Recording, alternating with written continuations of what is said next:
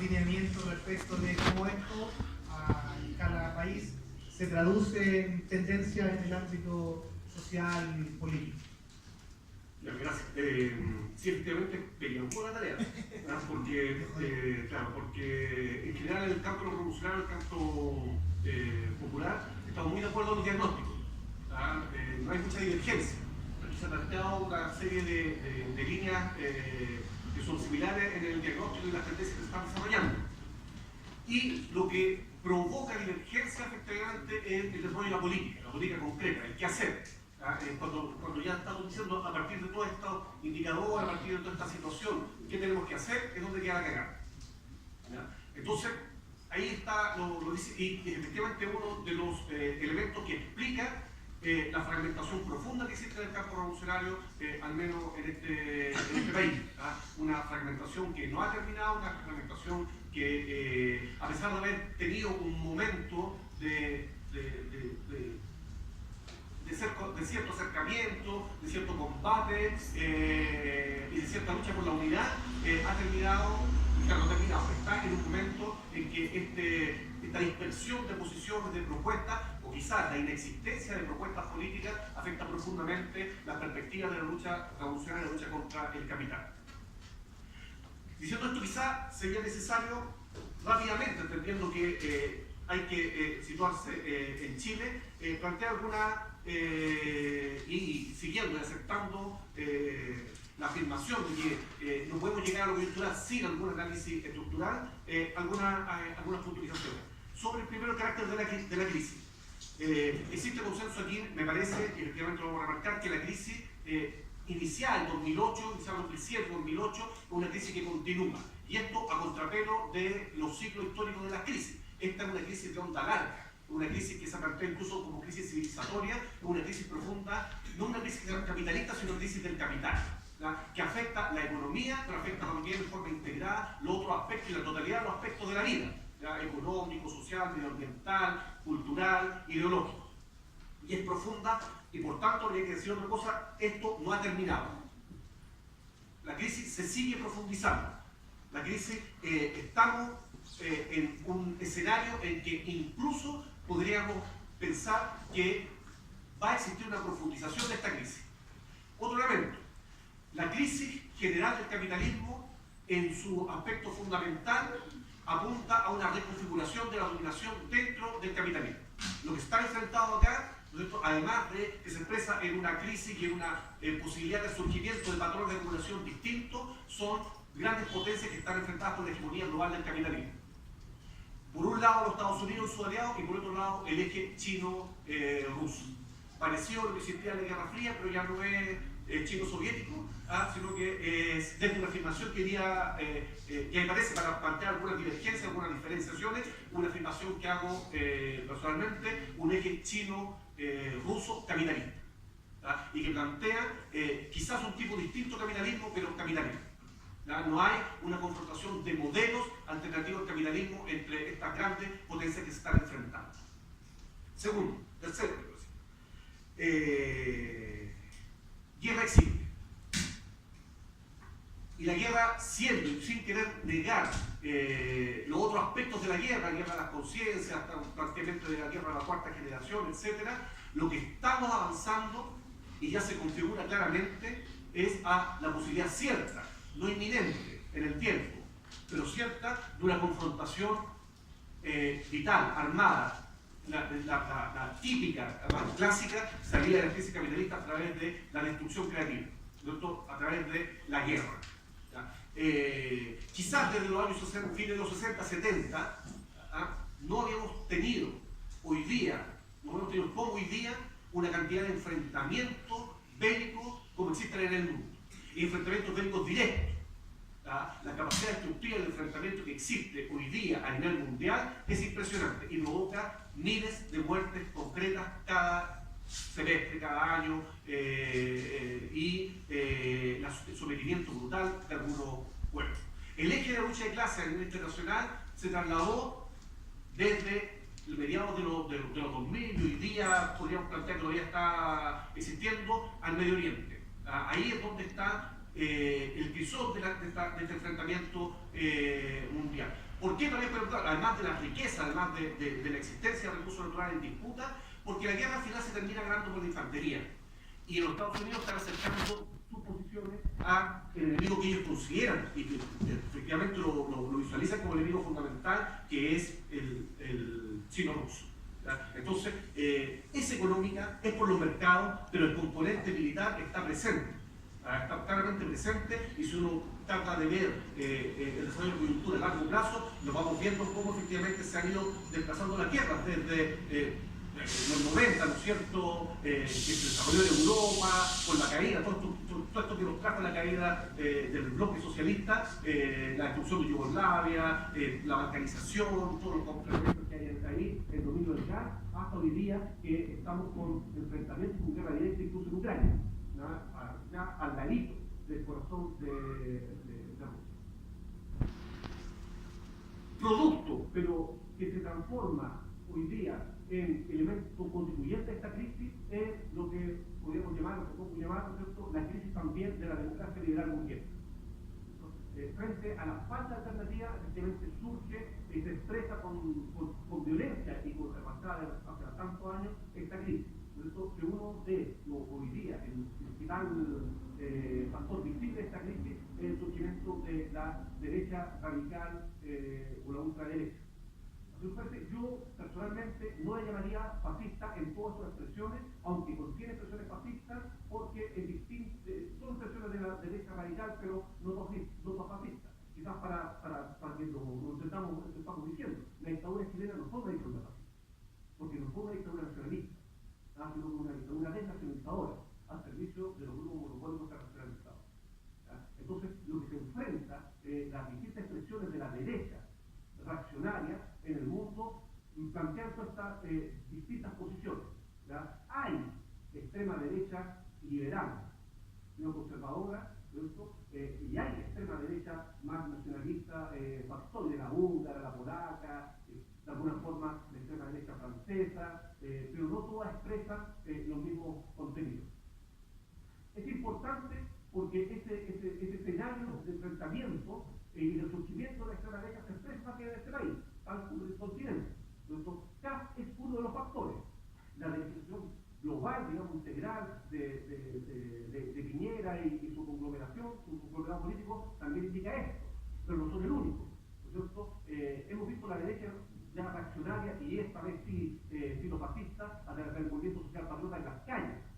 Ya estamos en todas las calles con ellos, no solamente a través de la propaganda, sino también a través de las acciones. No olvidemos el ataque que hubo en la marcha feminista, en que 3 compañeras resultaron heridas, después de una acción de propaganda que realiza el movimiento social patriota, que además tiene existencia real en sectores populares de nuestro país, fundamentalmente y no únicamente en la capital. La crisis, de aquí también es muy probable que sea un elemento de disputa, no se resuelve con las regulaciones del capitalismo. El capitalismo regulado o no regulado no es la solución. Por tanto, desde una perspectiva popular y revolucionaria, la lucha contra el neoliberalismo tiene un techo bajito. La lucha contra el neoliberalismo no es la lucha contra el capitalismo.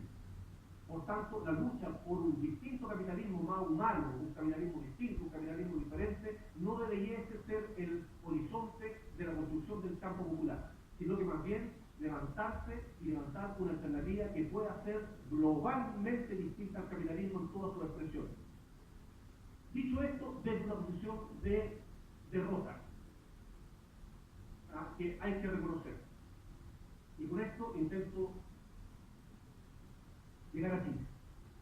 En Chile se manifiesta, y en América Latina, por cierto, las contradicciones y los enfrentamientos que se están dando a nivel mundial. En Chile se abre un nuevo ciclo de lucha de clases aproximadamente el año 2006-2007. Esto, cada uno de nosotros, cada una de nosotras tiene la tendencia a poner fechas concretas al proceso social, y es muy difícil. Estos van entreverándose y hay momentos en que con más claridad, pero a partir de la primera mitad del primer decenio de los 2000, efectivamente empieza a revertirse el proceso de derrota estratégica que los revolucionarios sufrimos y que se expresa brutalmente en este país.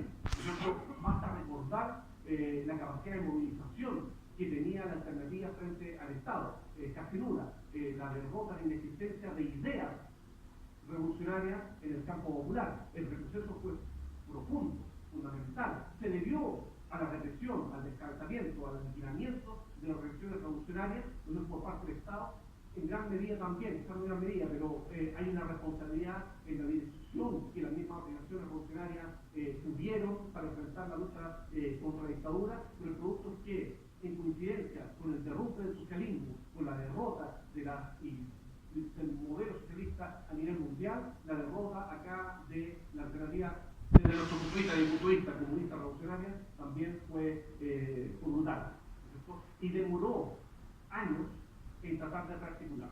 Pero esto comienza a terminar a partir de una serie de procesos y de movilizaciones que se expresan principalmente y quizás primeramente en el campo de los trabajadores. La lucha contra la precarización del trabajo y los carbonizados. Son los forestales, son los trabajadores del cobre, son los más precarizados de la clase trabajadora, los que dan inicio a este nuevo ciclo de lucha, a este término del retroceso, enfrentándose directamente al Estado y a los empresarios, ¿verdad? Con reivindicaciones desde el inicio, o en el inicio, reivindicaciones económicas reivindicativas, no es un cuestionamiento al Estado y al patrón de acumulación, ni siquiera un cuestionamiento al capitalismo liberal que se inicia, pero sí, porque los procesos políticos son complejos, da inicio a un momento que se expresa quizás con mayor claridad a partir del 2011, donde irrumpe a partir de una combinación de factores.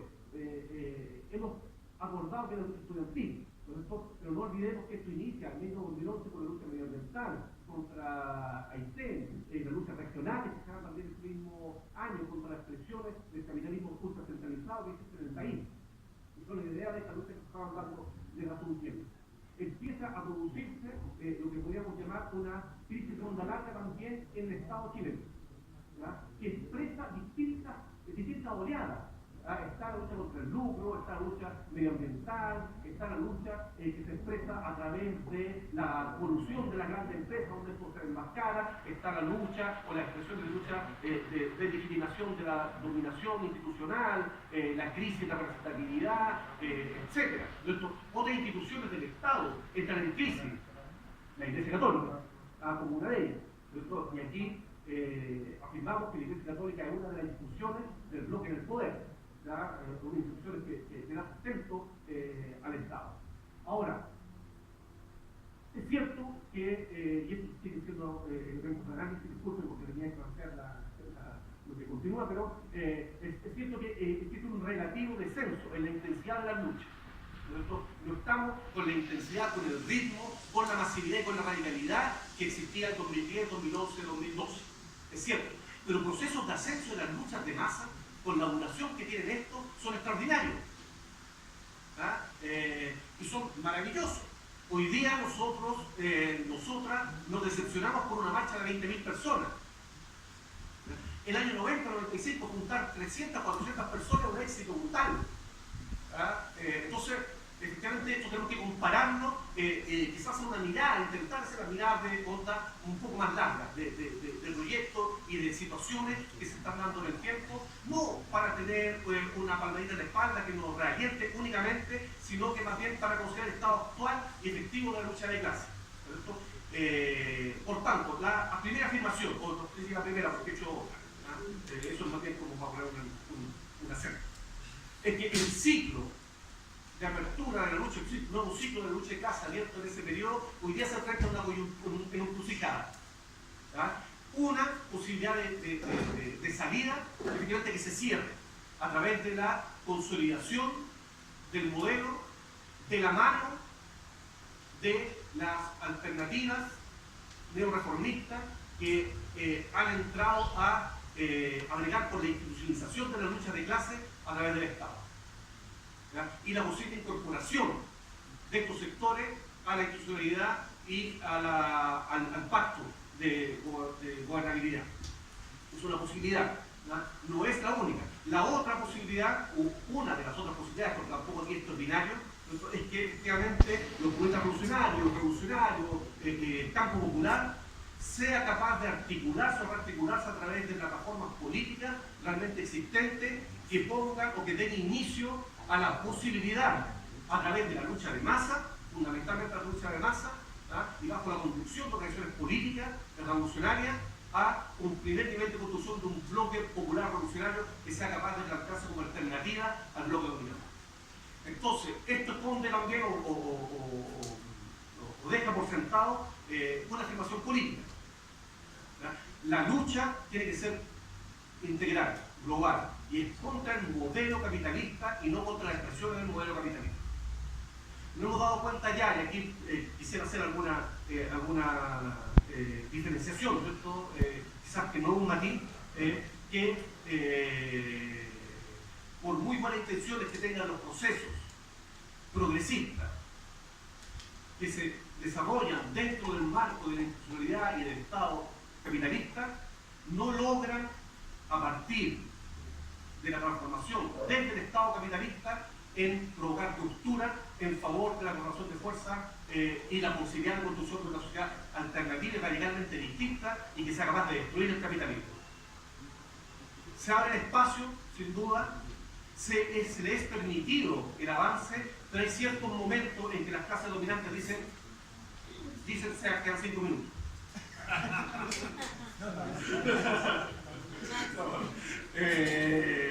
Hay ciertos momentos en que las clases dominantes dicen hasta aquí paramos, ¿cierto? Y empiezan a desarrollar una estrategia global también a nivel continental de enfrentamiento de estas posiciones llamadas socialismo siglo XXI y con todas sus variantes, ¿cierto? También tienen bastante diferencia entre sí. Kirchner y el kirchnerismo no es la revolución bolivariana, ni es Correa.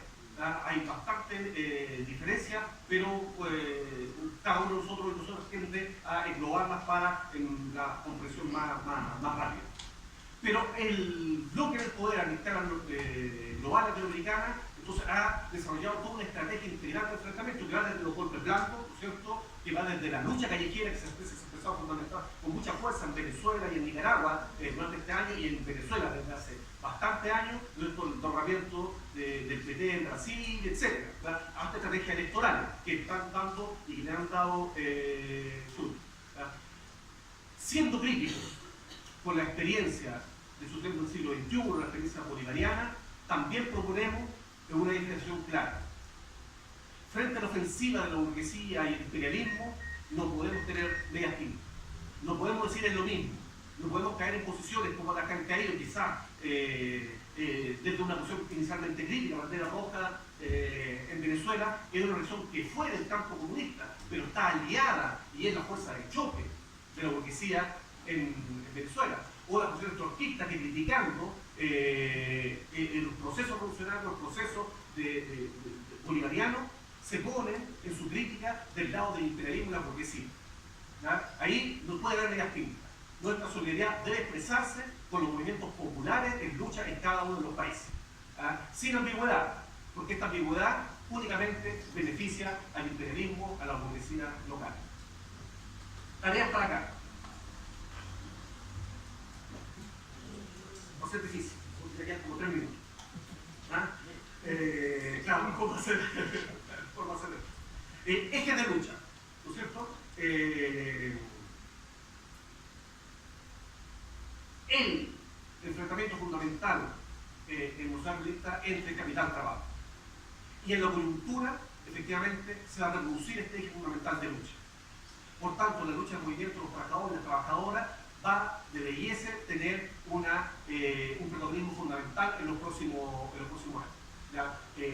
Tanto por la vicisitud económica, ¿no es cierto? Hay algunos economistas, incluso economistas burgueses, que anuncian la posibilidad de una recesión muy fuerte, ¿ya? Para que parte de Estados Unidos, pero que afectaría a todo el continente. Pero también y principalmente, porque eso es inminente, por la revitalización de la oficina patronal a partir de la reforma de Piñera. La reforma de Piñera, ¿no es cierto?, no es una contrarreforma de Bachelet, primero. La reforma de Bachelet ya fue una reforma con tintes patronales que debilitó el sindicalismo. Por tanto, nuestra oposición a la reforma de Piñera no puede ser en defensa de los avances de la reforma que ejercía los años anteriores. Ni la reforma tributaria, ni la reforma nacional, ni la reforma laboral de la nueva mayoría fueron reformas que van con intereses de clase trabajadora y popular. La reforma de Piñera va a intentar profundizar el camino iniciado ya, iba a decir por Bachelet, pero en realidad iniciado por Piñera, el viejo, ¿no es cierto?, con el código laboral de la dictadura. Por su hermano, José, que también lo llevó la AFP, que efectivamente ahí se tendría que ser otro eje de resistencia y organización. La política previsional, la reforma previsional del gobierno apunta a adormecer la reivindicación fundamental que existía del término de la AFP. Y esto con cierta ayuda de quienes han luchado por el término de la AFP. Ha existido también una tendencia a la institucionalización de la lucha contra la AFP, de llevarla al campo del debate electoral, del debate parlamentario y a través de reformas legales, como iniciativa popular de ley, que es la principal reivindicación de hoy día del movimiento No Más AFP. La reforma de la AFP no beneficia a la clase trabajadora. El término de las AFP es un avance democrático, ni siquiera revolucionario, pero es un avance democrático en función de tratar de conseguir una seguridad social que no existe en este país. El problema no es solo, sigue siendo la AFP, pero no es solo la AFP, es la inexistencia de una línea, de una política efectiva de seguridad social que beneficie dentro incluso del régimen capitalista a los trabajadores y a las trabajadoras. ¿Qué propone este gobierno? Aumentar la cotización en 4%, bajo la figura, insisto, de cotización patronal, que al final es una figura ficticia, siempre es del salario de los trabajadores y las trabajadoras. Entonces este 4% gradual no va y ya lo la resistencia, por ejemplo, contra y la reiniciativa, la retoma del movimiento de lucha contra la AFP, que es efectivamente un movimiento contra la AFP, puede también significar un eje importante de la lucha. Rápidamente, porque la lucha de resistencia de los oprimidos, ¿cierto? El capitalismo es un sistema complejo de diversas opresiones, en que la explotación del capital de trabajo no es la única, es la estructural, pero no es la única. Empiezan y surgen con fuerza nuestras reivindicaciones de otros sectores oprimidos, muy importantes. La lucha feminista que aparece, que no aparece, que se expresa con fuerza durante el año pasado, pero que viene, digamos, desde hace años fortaleciéndose, impulsándose, es fundamental. Los marxistas, los comunistas revolucionarios. Cuando digo comunistas revolucionarios también tengo que, hacer una diferenciación con el Partido Comunista Chileno, que desde nuestro punto de vista, no podríamos calificar como comunista, sino que un partido socialdemócrata institucionalizado. Entonces, para que lo entendamos, hablo de otro escenario cuando reivindico el comunismo revolucionario. Pero quería decir que la importancia de estas luchas, por ejemplo, como la feminista, pero también como la lucha de la inmigración, la lucha antirracista, la lucha contra el nacionalismo, los comunistas no hemos tenido la profundidad necesaria para tener una voz, una alternativa consecuente y que sea capaz de dar respuesta a estas efectivas opresiones que se han hecho del capitalismo. Es más, hemos sido cómplices en alguna medida porque en nuestras organizaciones se reproducen prácticas machistas, prácticas opresivas y que desprecian otras luchas que no sean la de la clase trabajadora. Por tanto, hay una autocrítica profunda que también debe realizarse, que debemos realizarnos desde el movimiento revolucionario para poder integrarnos, se iba a decir integrar, en realidad todos nosotros nos integramos desde una perspectiva comunista a esta lucha a través de, por ejemplo, un feminismo de clase. Otro eje, y aquí termino con los últimos 30 segundos que me quedan, va a ser cómo nos oponemos a los intentos de institucionalización que van a seguir existiendo. La importante marea de lucha popular, masiva, radical, ha sido intentada llevar a los ejes de la institucionalización y del Parlamento. Ese camino en este país, la debería asegurar que en este país y a sugerir que en el continente no tiene destino. Ese camino es un camino de derrota anunciada, es un camino de claudicación en el corto o en el largo plazo. Pero la historia lo ha indicado, no solamente por la voluntad y la política de quienes integran y Chile atraviesa ese camino, sino que por las transformaciones y la forma estatal dada después de la dictadura civil-militar desde fines de los 80 en adelante. La dictadura militar no es un paréntesis, no es un elemento aislado, es un elemento de refundación del capitalismo que ha permitido que los elementos que ya han sido denunciados en Chile y en el continente sigan manteniéndose. Por tanto, ¿no es cierto?, como labores, incluida esta, el cual el eje debe estar en la lucha de masa, desde el punto de vista político, yo destacaría rápidamente la necesidad de la unificación de los revolucionarios, como elemento vital de importancia. Quizás a dos niveles, que no son divergentes, pero que son distintos. Uno, la unificación efectiva de los comunistas revolucionarios, marxistas-leninistas, como queramos llamarle, pero también en unidad con el anticapitalismo humano, a partir de la creación de un frente político anticapitalista efectivo, que se articula a nivel nacional a través de las luchas de las masas, y partiendo desde las luchas reivindicativas, luchas económicas, luchas parciales, pero que seamos capaces de darle una mirada global, integral a este proceso de articulación de la lucha, entendiendo que este proceso de masa va a apuntar hacia la agudización de las luchas y a tomar cada vez más características integrales y diversas, en el que la violencia reaccionaria y por tanto la respuesta de la violencia reaccionaria a las masas no puede sino expresarse.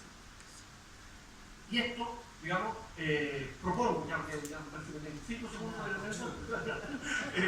que uno de los ejes de acumulación sea efectivamente, como decíamos, a través de la luz sindical y dando importancia a la construcción de la central clasista de trabajadores y trabajadoras.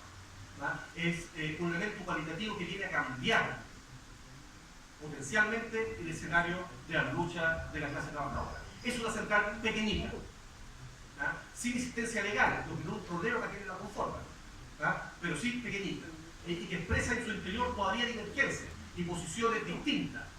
Entonces, el fortalecimiento de la central clasista de trabajadores y trabajadoras debe darse a partir de un nuevo sindicalismo desde las bases. Un sindicalismo clasista y combativo que sea antiburocrático, que sea un sindicalismo de combate y por tanto de no conciliación. Nuestra crítica a la CUT y a las otras centrales no es solamente porque se burocratizan y sirven otros intereses, sino que porque han desviado profundamente el rumbo del sindicalismo, de un sindicalismo de confrontación, un sindicalismo de clase, que entiende, comprende que el enfrentamiento es de la clase trabajadora con la clase patronal, a un sindicalismo de colaboración. La central de trabajadores debe diferenciarse básicamente, elementalmente, fundamentalmente de esa posición. Y a partir de la construcción también de un movimiento popular, ¿cierto?, que exprese un nuevo tipo de lucha y de reivindicaciones capaz de, desde la debilidad existente, constituirse en fuerza alternativa, global, antagónica y que sea capaz de no solo enfrentar, sino de destruir el capitalismo en este país y con una perspectiva continental.